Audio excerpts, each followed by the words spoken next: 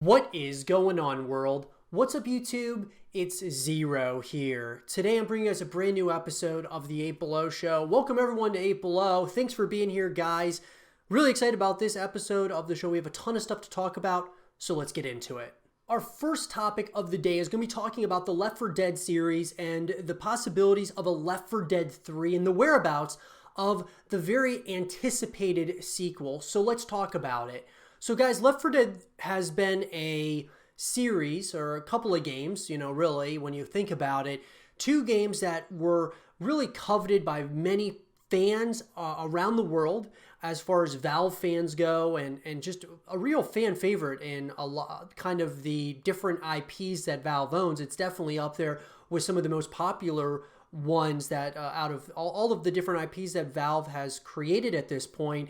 And we've been wanting a sequel, at least to complete the trilogy of the Left 4 Dead series, and we've gotten really nothing except for a ton of different leaks and faked leaks that came out from different fans, some of them actually looking really good and really promising, to things along the lines of just completely misinformation that went out there. And Valve has kind of shut down pretty much every rumor. Now this could mean a couple of things. This could, number one, mean that Valve is trying to shut down that information because it's actually true and they are working on something, or they're just basically saying, look, don't get your hopes up. It's not coming out for a long time. And that's what I'm talking about, which of course is Left 4 Dead 3. Well, if we go on the Left 4 Dead page on Wikipedia, you'll see where it says future. Valve has not yet made any direct statement related to future games in the series, though Chet Folasek said in 2012 that, like Valve's other games, a sequel had not been ruled out. Rumors from 2013 through 2016 led players to believe that Valve was developing Left 4 Dead 3 with a target release date in 2017. However, by this point, Turtle Rock was no longer working with Valve, but instead had been developing the asymmetrical multiplayer game Evolve. However, in 2019, in April, independent reporter Tyler McVicker of Valve News Network reported that while Left 4 Dead 3 had been in development at some point at Valve, it had been subsequently canceled a few years earlier. Assets that McVicker had obtained showed a level comparable to assets used in Counter-Strike Global Offensive, and indicated that very little other work appeared to have been done on the title. In December 2019, McVicker reported that a virtual reality game in the Left 4 Dead series was being developed to follow Half-Life Alyx. So obviously, this sounds super exciting that, with McVicker, which obviously he's kind of been one of the YouTubers out there who talks all about Valve and everything going on over at Valve's, obviously their studio and kind of what they're working on. He works a lot with, obviously, a lot of the leaks that come out and kind of breaks those things down. Well, anyway, Valve did say, guys, that they are absolutely not working on a Left 4 Dead 3 after this information came out from Tyler McVicker over at the Valve News Network. Valve ends rumors about a VR sequel to the gaming series, and this was written by The Verge. Valve has put an end to the rumors about Left 4 Dead 3 being in development by stating that the studio hasn't been working on it for years. We've seen rumors to this effect for the last couple of months, Valve said in a statement to IGN.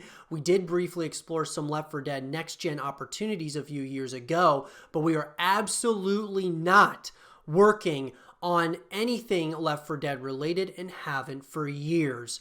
Earlier today, Alvin Wang Graylin, president of HTC Vive in China, posted images of some slides from a recent presentation to Twitter. One of the slides, titled 2020 VR Trends, had a bullet point stating that Valve HL, which would be Half-Life Alyx, and Left 4 Dead 3 will drive consumer and AAA studio interest. The mention of Left 4 Dead 3, or L4D3, was seen by some as confirmation that HTC was developing Left 4 Dead 3 for VR, but instead led to Valve's new statement today, which essentially says HTC's Graylin later admitted the mention of Left 4 Dead 3 was just his own personal speculation and apologized to the fans. Rumors about Left 4 Dead 3 being developed by VR have been circling the internet recently. 2 days ago, the Valve News Network channel on YouTube posted what it claimed were leaked concept art and screenshots from the game. It's clear some people are having fun creating misinformation to spin up the community and other outlets, Valve said. Unfortunately for now, a new Left 4 Dead game is not something we're working on. Left 4 Dead was released in 2008, followed by Left 4 Dead 2 in 2009. Left 4 Dead 3 was reportedly in development in 2011 or 2012, according to the Valve News Network, and then canceled in 2017. The channel had speculated that the game had recently gone back into development. HTC declined to comment, pointing us to Grayland's later tweets. Valve didn't respond to a request for comment. So here's the thing, guys, is that Left 4 Dead 3, obviously at this point, does not seem like it's being worked on. Now, Valve could be, basically, telling out everyone that, there is nothing coming out, at least for the foreseeable future, with Left 4 Dead, because they are really all hands on deck with Half-Life Alyx. And this is a really ambitious project. They're really banking on Half-Life Alyx doing really good for them with in VR, and kind of being one of the flagship titles that really makes VR go, to another level. That being said, though, I don't think that it's really far from, we might not be far from seeing a Left 4 Dead game, but most likely a VR sequel, which is not something that I would want. VR's cool, but I would still want, the console, the PC, a game Left 4 Dead.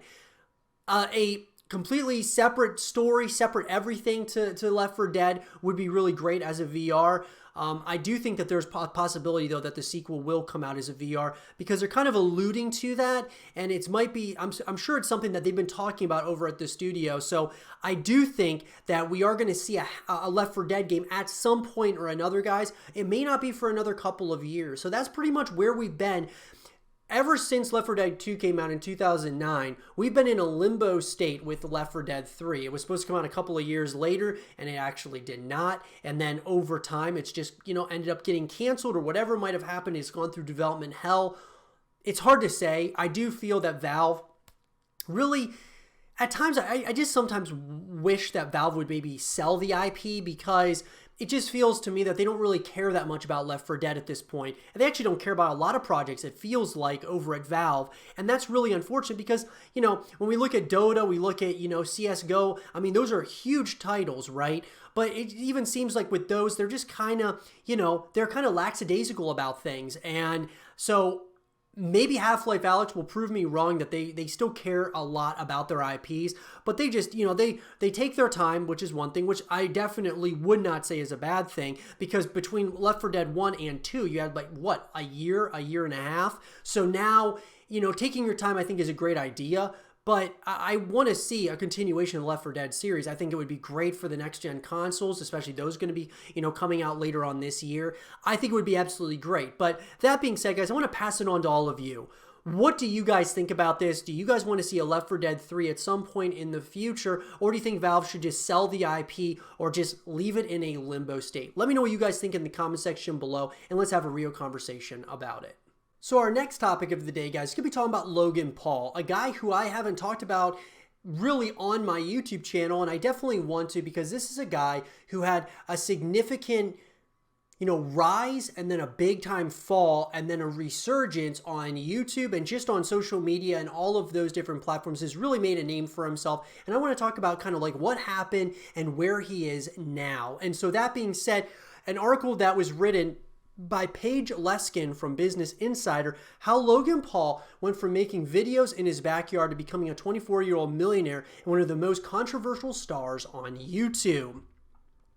The past few years have been a roller coaster ride for Logan Paul. The 24-year-old social media star built a career off the now defunct Vine app, and later off of 2 simultaneous YouTube channels. His Midwestern good looks, slapstick humor, and intricately planned and executed viral videos have earned him millions of dollars and legions of diehard fans. But Paul has become embroiled in multiple controversies in the last 2 years, costing him advertising on YouTube and a movie deal with YouTube Red. Here's how Paul went from a 10-year-old making homemade videos in his backyard in Ohio to one of the most famous and controversial social media stars in the world. First of all, he's from Ohio. I'm from Ohio as well, and that's absolutely just awesome that he's, from Ohio. I thought that was like really cool. A lot of really big, YouTubers and just creators and people, especially even in the esports realm, came from Ohio, like in the Columbus area and things. So pretty awesome stuff. All right, so there's like a number of things here. So you've got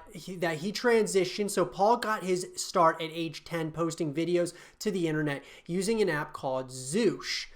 By high school, Paul transitioned to now defunct video sharing app Vine, which, by the way, guys, I need to make a video about what happened to Vine because, man, Vine was really awesome. And now you've got, different other, apps out there that kind of took its glory, that being like TikTok and, the Byte app, I think it's called. They're all kind of stealing that glory that Vine started. Well, anyway, Logan Paul was one of the people who kind of came up with Vine and was one of the biggest people there.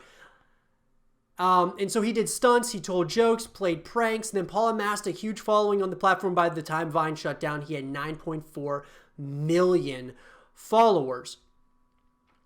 Thanks to his success on Vine, Paul was able to transition to other social media apps like Facebook and Instagram. Advertisers came calling, and Paul began earning hundreds of thousands of dollars in advertising revenue for sponsored posts. Then Paul dropped out of Ohio University and moved to Los Angeles in 2014 to pursue a career in entertainment. I went to Ohio University as well, so totally, I kind of dropped out as well of college just in general, which is another conversation for another day.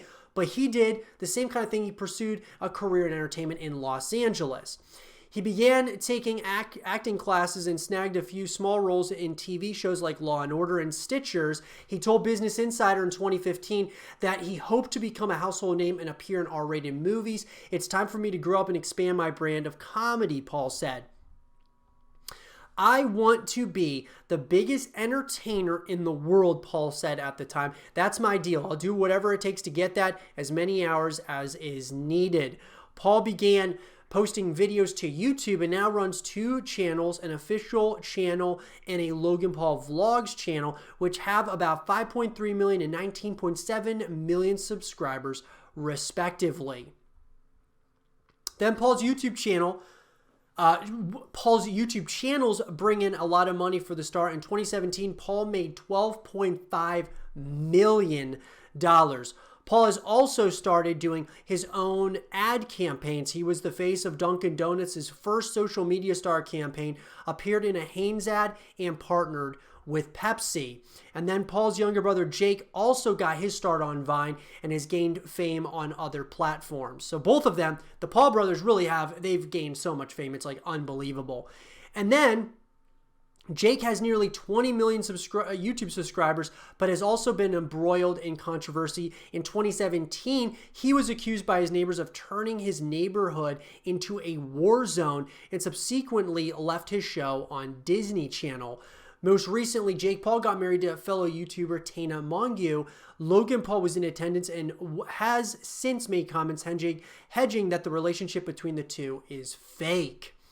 Logan Paul, by contrast, remained relatively scandal-free until 2017. In June of that year, Paul appeared at VidCon, a popular convention for teens, to see their favorite online creators. Paul hid $3,000 in a secret location and was mobbed by screaming fans and was filmed being tackled to the ground by security guards.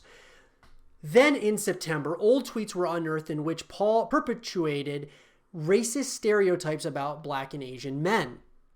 Soon after, another scandal hit in 2017 of December. Paul posted a video of him and his friends discovering a body in Japan's so-called suicide forest. And this, guys, was really where his fall was. I mean, it was kind of building up to this, but then it just went too far. He obviously went too far, and the suicide forest is really where it was really messed up. A really messed up video, and this really tarnished his reputation, I think, even to this day. In the video, Paul and his friends were planning to camp in the forest overnight, but stumbled upon a corpse hanging from a tree. Paul blurred the face of the body, but he and his friend stood around the corpse and filmed it before leaving the forest.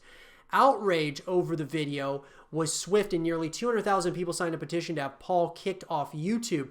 He was removed from Google's preferred ads program, and planned YouTube Red movie deal was suspended. Soon after, Paul issued an apology for posting the video. "I've never made a mistake like this before," Paul wrote on Twitter. He announced he was stepping away from posting on YouTube and taking time to reflect. And then, by the end of January, Paul was back on YouTube with a documentary about suicide survivors. From this point on, I want to make an effort to contribute and immerse myself in the conversation. So I'm pledging to donate $1 million to various suicide prevention organizations, Paul said. But only a few weeks later, Paul made another misstep when he posted footage of himself tasering 2 dead rats. YouTube temporarily suspended ads on videos made by Paul, citing his recent pattern of behavior, but then were reinstated by February, which I'm actually, honestly, YouTube was kind of put into a bad spot because of what Logan Paul was doing at this point. Because at one end, you kind of look at it from the business perspective. It's like, okay, well, we don't want to lose Logan Paul. Like, we don't want him to go to some other platform or something like that. We want him to create content here, but it's just trying to get him to stop having this type of behavior. And so it's kind of like a fine line that you really have to balance yourself on between business and what's right and wrong. And so many big YouTubers took to social media to criticize Paul, with some calling for YouTube to kick him off. However, YouTube CEO Susan Wojcicki said that Paul had violated policies enough times to get terminated, and that suspending his ad revenue was actually a pretty strong statement. In light of the incident, Paul saw his views and new subscriber numbers tank. Between December 2017 and March 2018, Social Blade statistics showed a 47% drop off in views and an 80% slowdown in subscribers. The controversy also cost Paul an estimated $5 million worth of business deals. Just a month later, a model who appeared in a Paul music video for No Handlebars spoke out about her experience filming with the YouTuber. The model, Eliza Johnson, said that she felt kind of abused and felt she was treated differently as the only plus-size model at the video shoot. During the first half of 2018, Paul drummed up interest for a fight against fellow YouTuber KSI. The fight between the YouTube stars ended in a draw, but brought in an estimated $11 million in revenue between in-person tickets and a pay-per-view live stream. News emerged in July that Paul was dating actress Chloe Bennet, who stars in the TV show Agents of S.H.I.E.L.D. However, the two reportedly split up in October of 2018. So as you guys can see, we're talking where he was just growing and growing and growing. And then he took it too far. And then, of course, with the Suicide Force, I think that's where the real downfall happened for him, even though it was kind of building up to that point. And then what happened was, ever since he got into the boxing, the arena with KSI, it's like his career has taken another turn. And we'll get to kind of where it's, the potential is for Logan and even Jake Paul at this point. Almost a year after Paul posted the Japan Suicide Force video, YouTube released an original movie called The Thinning: New World Order, starring the controversial star. YouTube defended the movie as a collaborative effort that was released in fairness to fans and other members. Near the end of 2018, Paul launched his podcast, Impulsive, where he interviews and chats with friends and fellow YouTubers. The show recently celebrated its 100th episode. But it took no time at all for his comments on the podcast to turn controversial. In an early episode, Paul said that he was planning to go, we're not going to say it on here, guys, but for a month for male-only March, which was criticized for forwarding the view that sexuality is a choice or phase. He later apologized for his poor choice of words. Paul was filmed in May practicing and training for a slapping competition taking place in Russia. In a video posted on Twitter, Paul is shown slapping a man so hard that he falls down, seemingly unconscious. Paul later said he pulled out of the competition to preserve the health and wellness of everyone competing. Paul re-entered the spotlight in July when he gave a bizarre interview on Fox Business. Paul claimed on TV that he had graduated to become an ex-controversial YouTuber and shared that his expenses surpassed his income recently. And then Paul held a track and field tournament in July for YouTubers and video creators called the Challenger Games, where he bet $100,000 that he was the fastest YouTuber on the planet. However, during the race, Paul pulled his hamstring and had to be helped off the track. And then the latest estimate of Paul's wealth puts his income at $14.5 million between June 2017 and June 2018. Logan Paul faced off against KSI in a boxing rematch on November 9th of 2019 at Staples Center in Los Angeles. KSI narrowly defeated Paul in the match and said he didn't have any plans for a third fight. With the previous boxing match ending in a draw, the two YouTubers faced off for a second bout on November 9th at Staples Center, this time without headgear. The judges awarded the victory to KSI, but it was close. Two judges voted in favor of KSI, and a third judge voted in favor of Paul. So really, like, where we're at, and now obviously, guys, the newest development is that Logan Paul may be fighting Antonio Brown, and that's something that we'll have to kind of keep an eye on. But look, guys, what happened to Logan? Logan was and is to this day a YouTuber, right? A guy who, was just continuing to climb, right, as far as the ranks go on YouTube. Made some terrible decisions, and he completely fell off.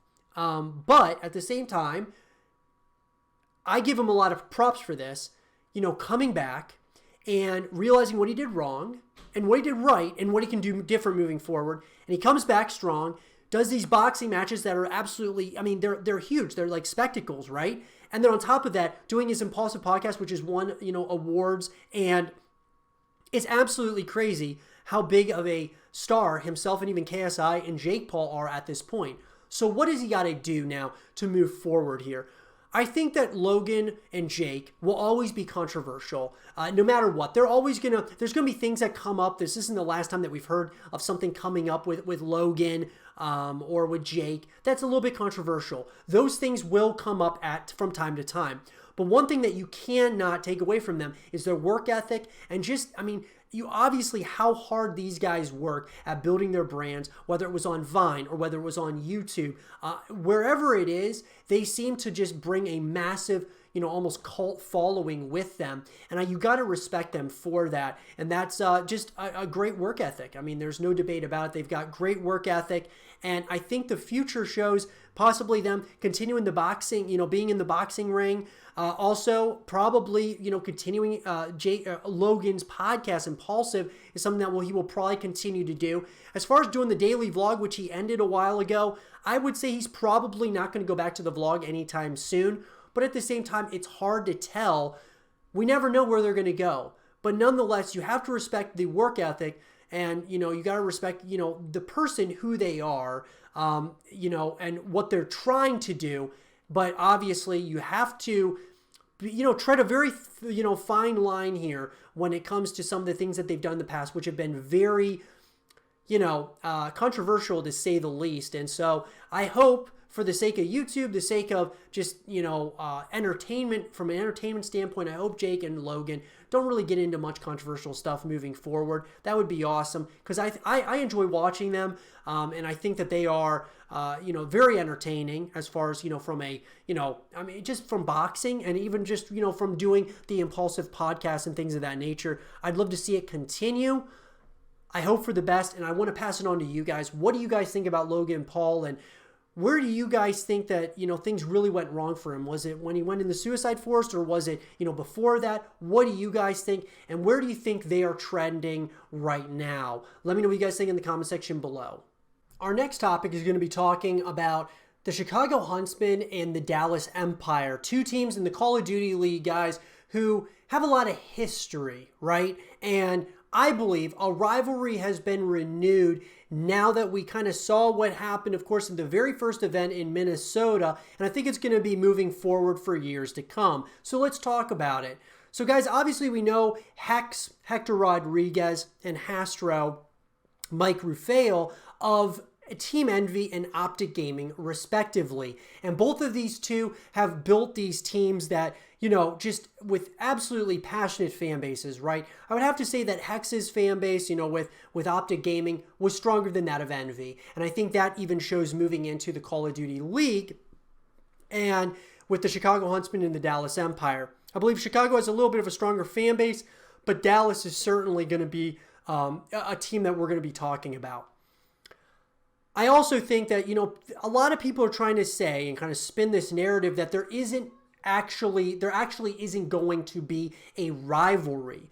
That being said, I do think that this is a rivalry. I really do. I feel like it's going to be, and I know that obviously the Huntsmen won, beat the Dallas Empire pretty handily. They played, very well, and Dallas did not play very good. But I think, guys, that rivalries, we got to look at the history, right? You look at history from when we had the Call of Duty World League to now with the Call of Duty League, and we see like that history of Optic versus Envy, the E-Clasico, and now you're moving into the Call of Duty League itself, and now franchising is kind of, placed here, and now we see these two teams playing at the highest level of Call of Duty, and I really feel a lot of people are saying that Optic versus Chicago Huntsmen is going to be the big rivalry, which, maybe, but I think that this rivalry started a long time ago, and that being Optic and Envy, and now moving into Dallas and Chicago. There's always going to be this rivalry there that I think that we're going to have to experience for ourselves as time moves forward and really see what, happens as time goes on, because I don't think Chicago is going to always dominate. And I don't think Dallas is always going to dominate. And I think these two teams are going to be clashing way more than we might think in the years to come here. I think that it's just building right now. The narratives are really building around all of these, different teams and what's kind of happening, especially what happened in Minnesota, moving into London, and then so on and so forth. And so I really think, guys, that this is a rivalry that has been renewed. It's not like the rivalry was lost or anything like that. It just two brands, and now they've changed. And now it's the Chicago Huntsmen and the Dallas Empire from what was Optic Gaming and Team Envy. And man, I'm really excited to see what happens moving forward. I'm going to say, at least right now, obviously, I think the Chicago Huntsmen have a bigger fan base, but that doesn't mean that over time, Dallas is going to get behind their team. We all know this. The Empire are going to make a name for themselves in the Call of Duty League, and I'm sure they're going to have a lot of responses for some of this talk that Chicago is, the superior fan base and things of that nature. But with that being said, guys, I want to pass it on to all of you. What do you guys think about this? Do you think that the Huntsmen and the Empire are an actual rivalry renewed, or do you think there's a different rivalry that we really need to be looking at in the Call of Duty League? I think that this is the best rivalry and is going to be the best rivalry for a long time, but there's always going to be rivalries between teams, and that's what makes franchising so exciting in the Call of Duty League. But let me know what you guys think about it. I believe that this is a rivalry renewed. What say you? Our next topic is going to be about Medal of Honor, guys, a series in games that I gotta say that I kind of grew up with, right? Absolutely loved Medal of Honor.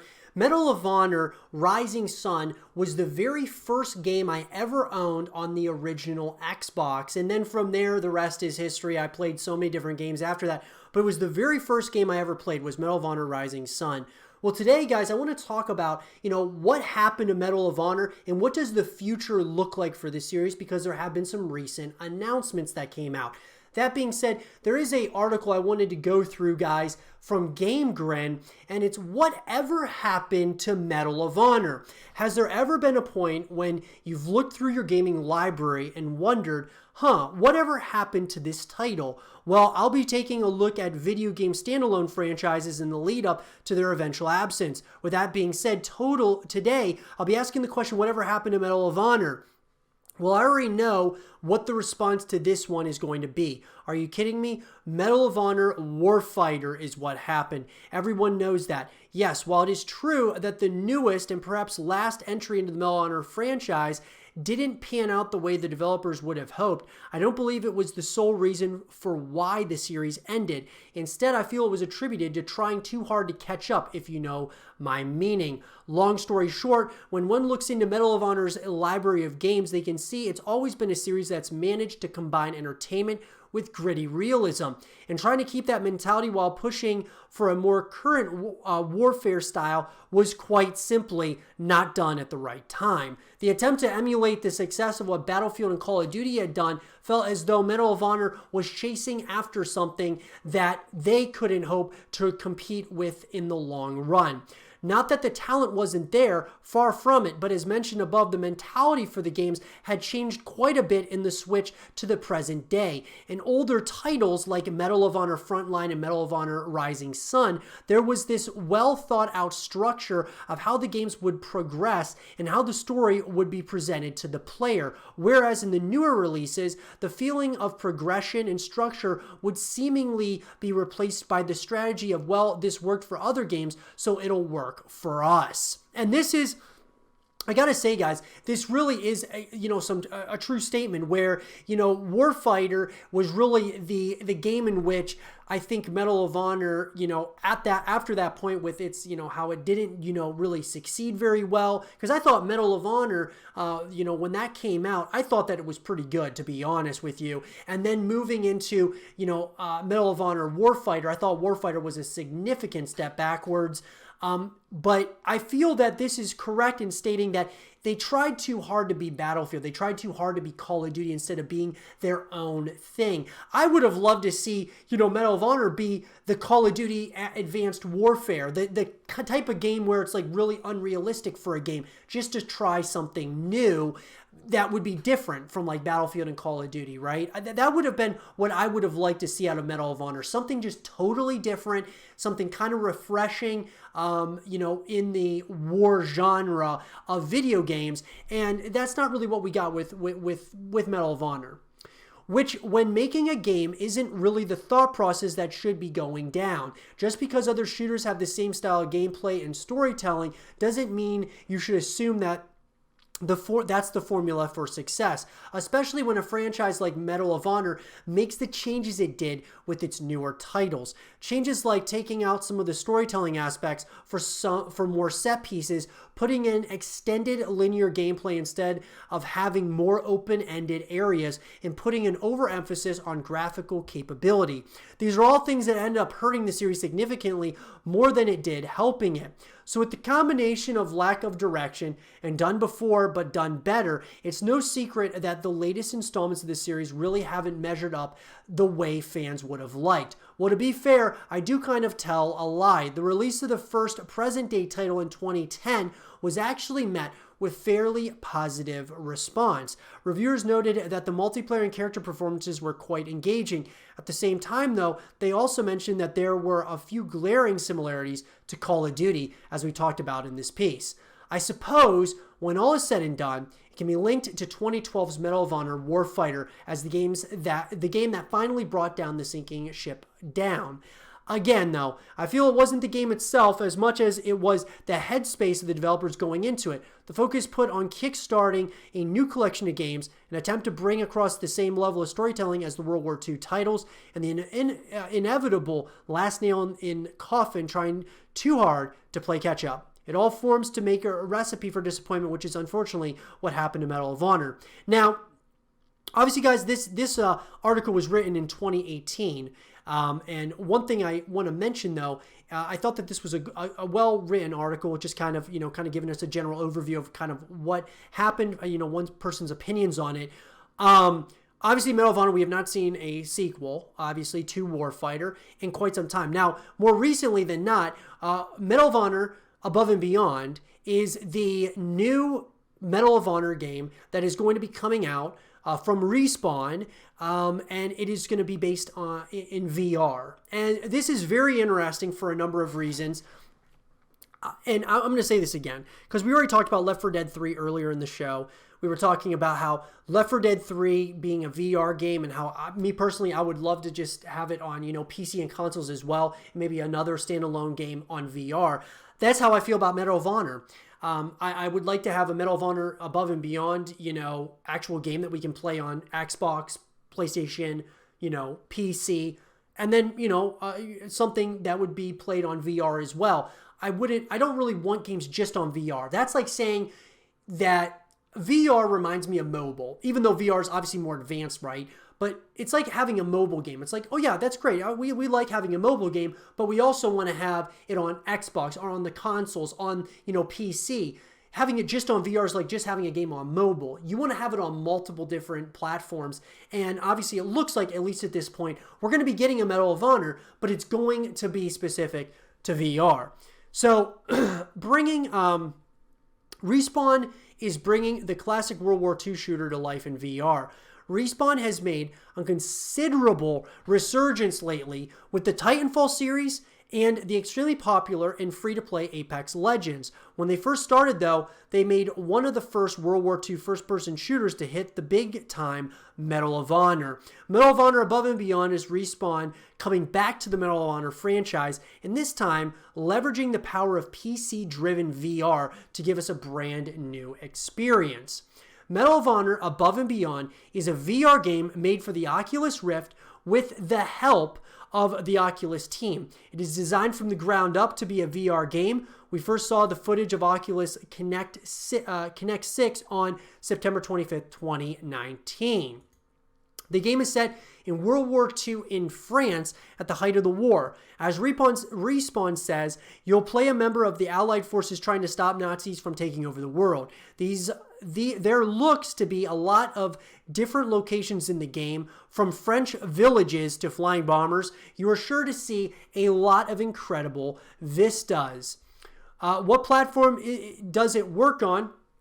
Right now, the game is going to be available on what Oculus is calling the Rift platform. So the Oculus Rift and Rift S will see the game while the Oculus Quest won't, at least for now. The Quest is also getting a neat new feature that will allow it to play Rift games shortly, so perhaps it isn't as important what platform it is on. The Oculus platforms are soon to get finger and hand tracking as well, which could open a massive amount of gameplay for everyone. So I saw the gameplay. Obviously, guys, we saw the release of the game and or the official trailers and such. The game looks pretty good for a VR game, but man, do I want to play it on Xbox or I want to play it on PlayStation. I mean, thinking I don't own a VR headset yet, and Half-Life Alyx, a Left 4 Dead game, and a Medal of Honor game, those are not, we're still not there yet, in my opinion. Like, we're not there yet where I'm going to go out and buy a VR because of those titles.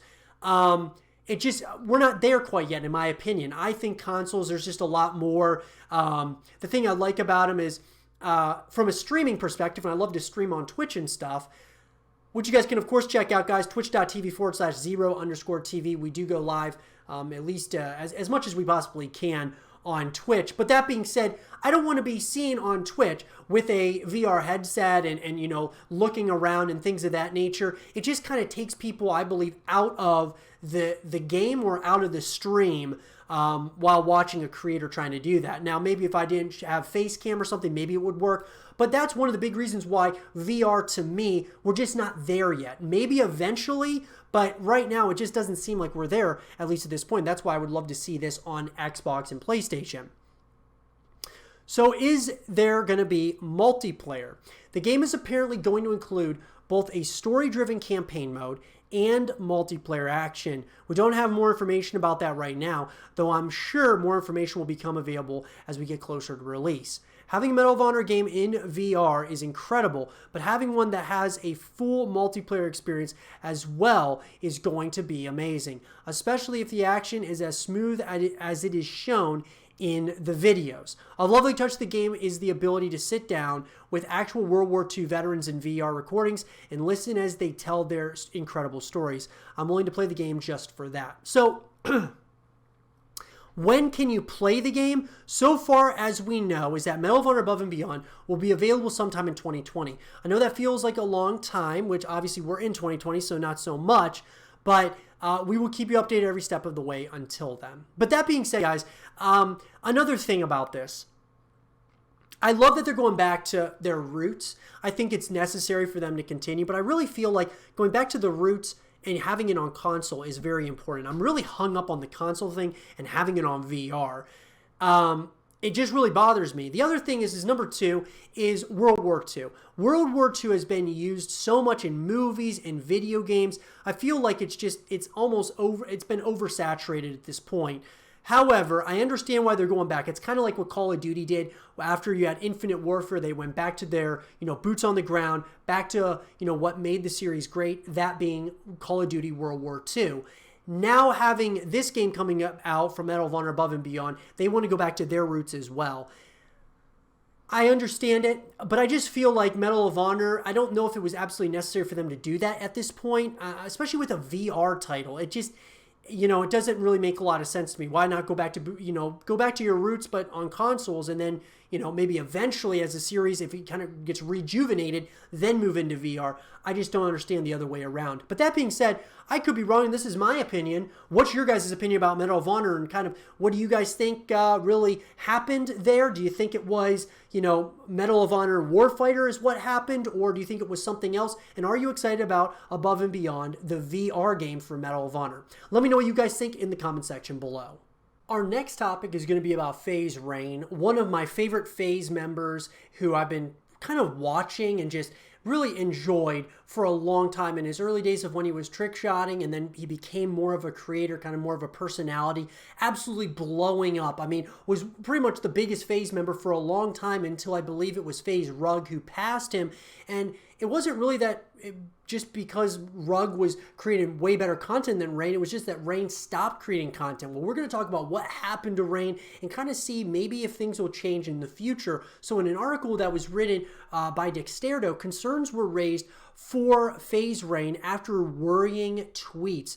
So the FaZe Clan star claims that he's feeling much better today and that yesterday's events were a volcanic eruption. Fans of Norden Rain Shat are concerned for the FaZe Clan star after a series of worrying tweets were posted to his Twitter account. The incredibly concerning messages first appeared on his Twitter page on October 26, 2019, and started out with the YouTube personality saying that he was tired of people trying to tell him that life is worth living and that he doesn't want to be here anymore. F everyone, he tweeted, when I tell people I don't want to be alive anymore, everyone and their mother just tells me the opposite. Well, what if I don't want to? Rain stated that he's not crazy or saying things for attention, but that he'd simply had enough of life and didn't want to accept help. I don't need help. I'm not crazy. I just bounce back and forth with wanting to die and being okay with waiting until my time comes, he said. I just don't want a part of this anymore. And when I say that, I'm automatically crazy. He addressed his girlfriend, his pet, and his family and friends, and said that although he's loved unconditionally, it's just not enough. I just still don't want this life, Rain said. I can't express that enough. So, look, guys, I've never suffered from any type of, mental health issue, right? For me, I've always suffered from a little bit of some anxiety. Just get anxious. I think everyone gets anxious from time to time, but I don't know what this is like. What Rain is going through is not something that I really can understand. To me, it seems that, not that it doesn't seem like he wants attention. It just seems that he's almost crying out for help. It is really, even though he's saying that he doesn't want help, it just, these tweets and things of that nature kind of at this point in time really felt that he was kind of crying out for help. And here's what I'm going to say, guys, is that Rain, over the course of time that he's been on YouTube, he has, at a lot of times, he's made some controversial videos or controversial responses that have really gotten a lot of fans and people who follow him or watch him up in arms about some of his just some of the comments that he makes. I'll give you an example. When StarNet Eclipse, a game that was being created by this company of younger guys, and FaZe was a part of it or was like partnering, and then when things started going wrong with the project, like the game was not coming out. It wasn't an alpha and a beta, and things weren't coming out on time, and the game ended up just not coming out at all. Rain made a video talking about we didn't scam anybody. Making videos like that is going to raise controversy. It's going to raise people asking questions and things of that nature. Sometimes I thought that Rain shouldn't have really made videos like that. Instead, just kind of kind of went the straight and narrow, maybe said something briefly on Twitter and then kind of just moved on, kept on grinding, making content. Now with these mental health things, saying that he doesn't want help is really, really unfortunate. It's a very sad thing. And I gotta say that, at this point, I think a lot of people were very worried about Rain, very worried about him, just some of the stuff that he was tweeting. The YouTuber then called out FaZe Clan, claiming that nobody in the organization cares about him and that he's just a negative number to them.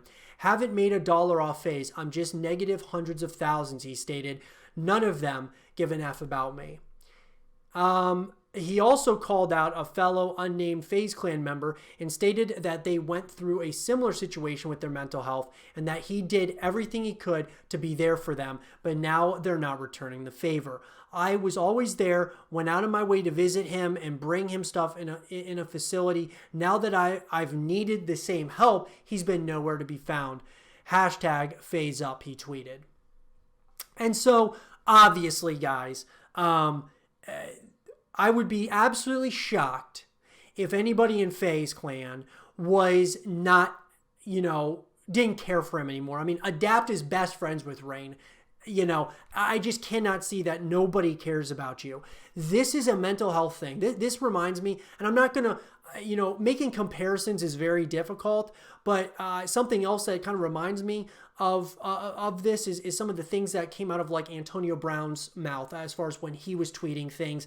Just was not himself. You could just tell that Antonio Brown, the stuff that he was saying, he was not well and something else was wrong. So there was an issue there. And I feel like the same thing was going on with Rain, at least for this this period of time. And really, when you think about it, it's been a long time that these types of things have come out. He's made videos about it and stuff. And,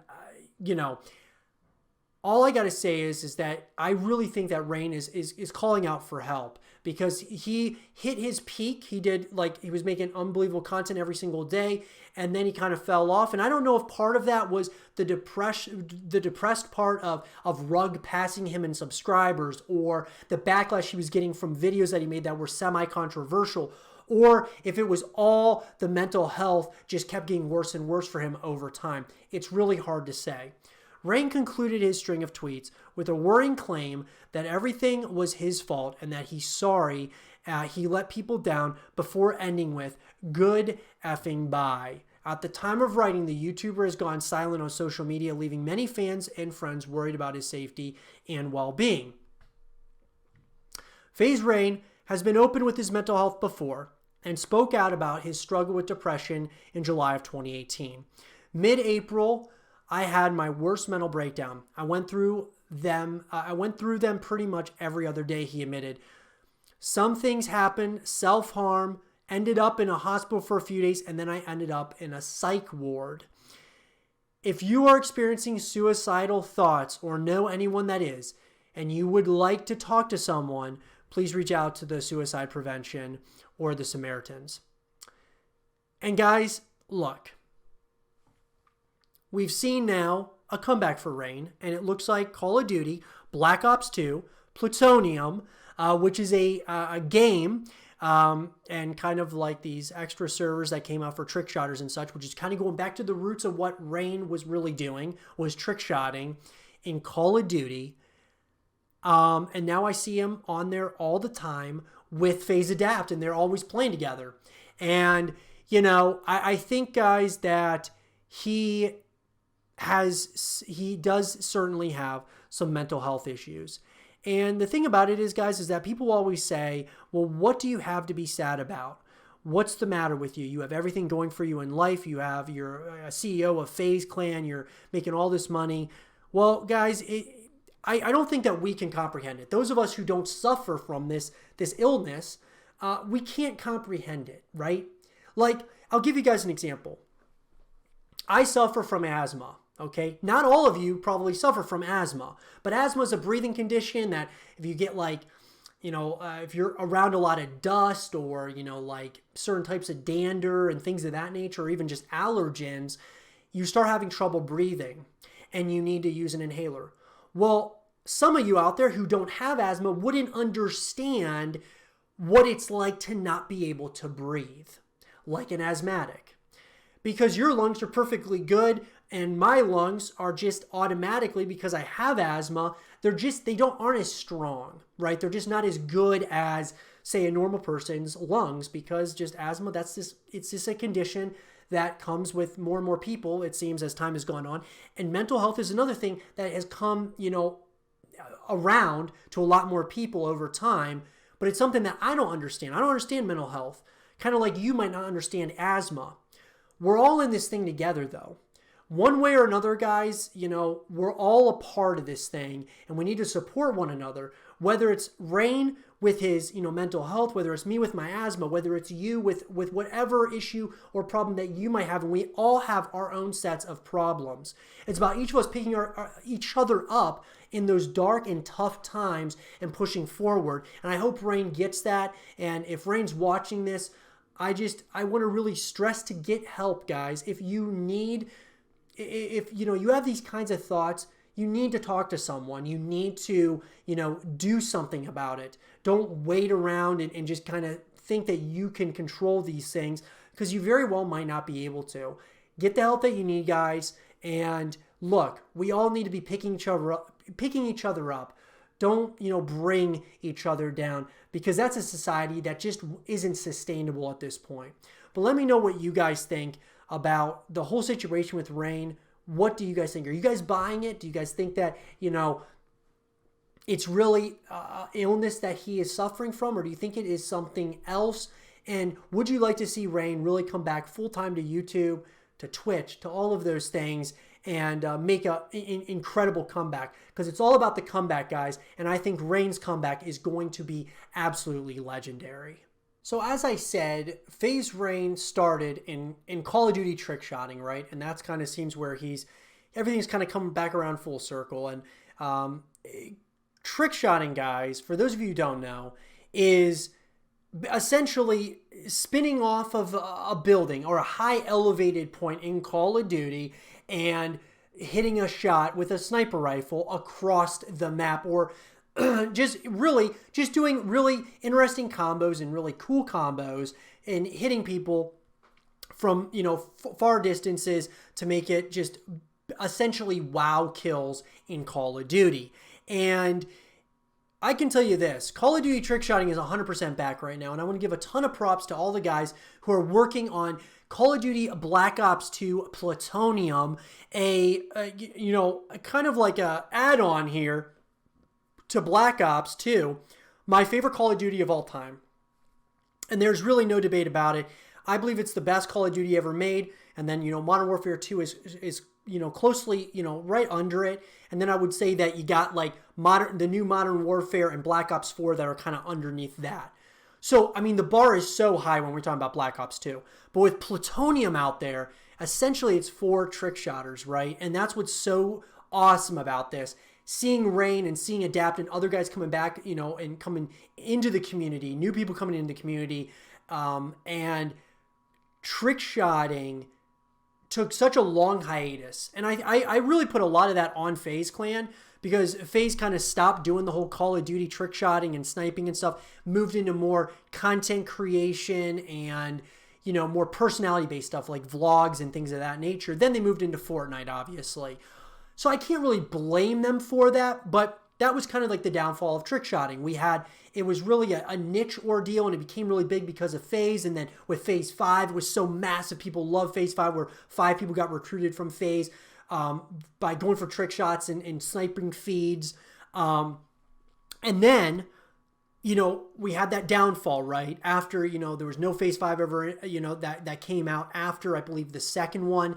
And it's been teased for years, and it still hasn't come out. It was teased to go in Fortnite, and it didn't even go into Fortnite. And so, all in all, guys, it's just incredible that Plutonium has brought this community back. And I'm so excited about it, because it really does take a lot of skill. Now, there are people that are cheating in the game, going for, hitting EB shots and things of that nature. And it's really, those things hurt the community. And there's no debate about that. It's really something it needs to be taken seriously. And I know that there's anti-cheats that are going to be coming out in Plutonium. But trick shotting coming back is so awesome. I've actually thought about jumping back on there and trick shotting again, just because it was so much fun in Black Ops 2 days. And it's crazy, but there's so many people who are still trick shotting that were trick shotting back when I was, trick shotting and creating content around trick shotting. It's really cool to see that the community has really rallied around this plutonium. And you've got guys even in FaZe that are creating content and streaming and such, this plutonium. And that's amazing, guys. It really is. Because trick shotting, I believe, took more skill than really anything else in Call of Duty. It took so much skill to trick shot, especially when they were unset up clips and all of that. It's unbelievably difficult to hit trick shots on Call of Duty. And for some people, it comes more naturally. Like some people are just really good. Like FaZe Linksy is incredible. A lot of people are talking about some of the up and comers, but like, it's unbelievably difficult to trick shot, especially hitting consistently and hitting different types of shots, having that variety. And I gotta say, guys, that having trick shotting back, it needs to have its place in gaming, without a doubt. And it's in its place in Call of Duty, I believe, because it's really part of what built Call of Duty. The pub stomping, the esports side of things, all of those things help build the Call of Duty as a brand as well. But trick shotting also played a huge part in that. And I'm so glad that it's back, guys, because it's 100% back. And I really hope that the community itself continues to grow at this point. And I'm hoping to have some trick shotters and people in the communities on the show so we can talk about it. The comeback of trick shotting. Trick shotting is back, guys, in Call of Duty. And let me know what you guys think about it. Have you been trick shotting on Plutonium? What are your guys' thoughts? Is this getting you to go back onto, Modern Warfare 2 or some of the other Call of Duties and start trying to hit trick shots on those as well? Or are you basically only playing Plutonium? Because that's pretty much what everyone's playing at this point. But let me know what you guys think. I would love to have a discussion about it. And with that being said, everyone, I hope you guys did enjoy this episode of the 8 Below Show. And if you guys did, leave a thumbs up, subscribe if you're new, stay positive, and as always, I'll talk to you guys all in the next one. Peace.